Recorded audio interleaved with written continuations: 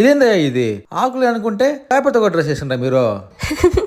మరి మన క్రియేటివిటీ అంటే ఏమనుకున్నావు? ఈ కాంపిటీషన్ జరిగి ఇప్పటికి 1 year అయింది. అప్పుడు మా బుడ్డోళ్ళ ఏజ్ ఎంత తెలుసా? 2.5 years.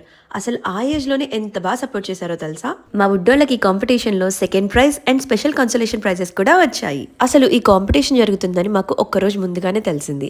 ఇంకా అప్పటికప్పుడు అనుకున్నాం ఒక పాపకి ఆకులతో ఒక పాపకి పేపర్ తో చేయాలి అని. నానా రకాల తంటాలు పడి పేపర్ డ్రెస్ అయితే కంప్లీట్ చేశాం. ఇంకా ఆకులతో డ్రెస్ చేద్దాం కదా అని చెప్పి రోడ్ల మీద ఉన్న రకరకాల ఆకులన్నీ కోసుకొని ఇంటికి వెళ్ళిపోయాం. సో తెచ్చిన ఆకులన్నిటిని మంచిగా పేర్చి క్యూట్ గా డ్రెస్ అయితే రెడీ చేశాం. కానీ పొద్దున్న లేచేసరికి చూస్తే ఏముంది, మొత్తం వడిపడిపోయాయి.